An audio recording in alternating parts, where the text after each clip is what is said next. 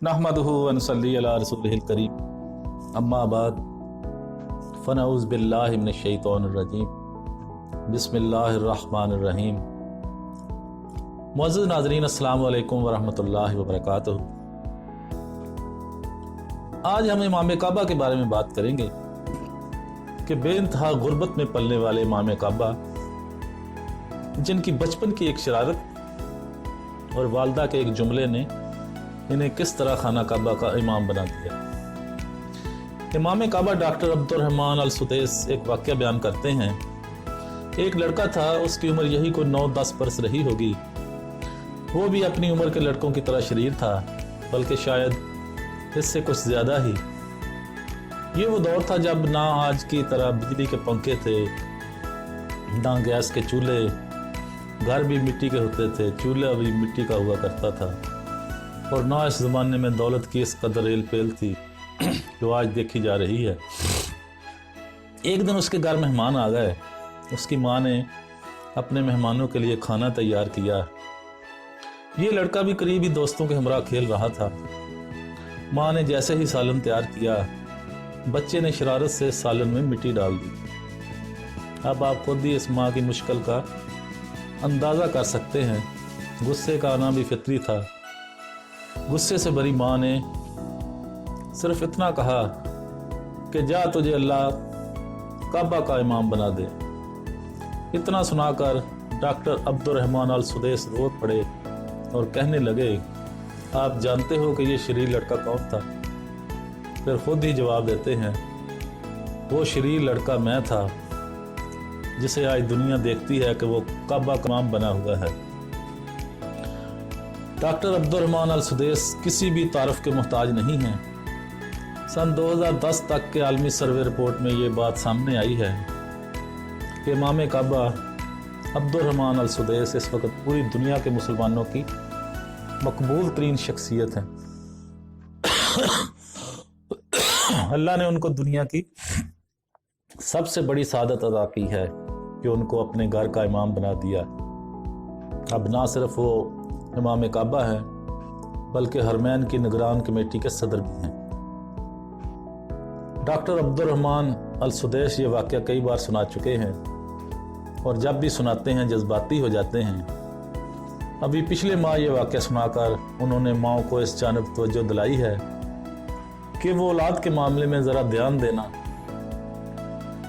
और गुस्सा या जज्बात से मगलूब होकर अपनी औलाद को बुरा भला ना कह बैठें, क्योंकि माओ के लब की हल्की सी चुंपश औलाद का नसीब लिख देती है। तवज्जो तलब बात यह है कि हमारे माशरे में वालिदैन बिलखसूस माएँ औलाद की गलतियों पर उनको बुरा भला कह देती हैं और उनके लिए हदायत और साले बनने की दुआ करने की बजाय बद्दुआ कर बैठती हैं। आप सब याद रखिए कि ईमान और सेहत के बाद इस दुनिया की सबसे बड़ी नेमत औलाद है। हत्ता के कुरान में औलाद को आंखों का करार कहा गया है। ज़िंदगी की रौनक माल या मकान या खूबसूरत लिबास से नहीं है, बल्कि ज़िंदगी की तमाम तर बहारें और रौनकें औलाद के दम से वाबस्ता हैं। यही वजह है कि इब्राहीम अलैहिस्सलाम और ज़करिया अलैहिस्सलाम जैसे जलील क़दर पैगम्बरों ने नबूवत की सादत रहने के बावजूद अल्लाह से औलाद मांगी।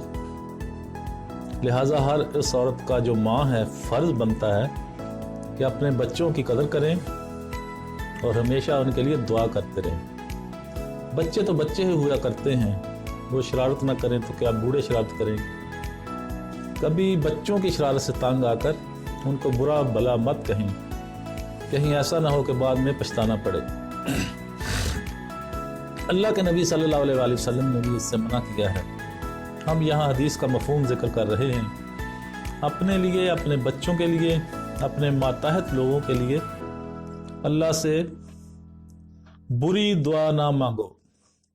हो सकता है कि जब तुम ऐसा कर रहे हो वो वक्त दुआओं के कबूल कर लिए जाने का वक्त हो। माँ बाप के मुंह से निकलते जुमले कभी औलाद का मुकद्दर लिख देते हैं।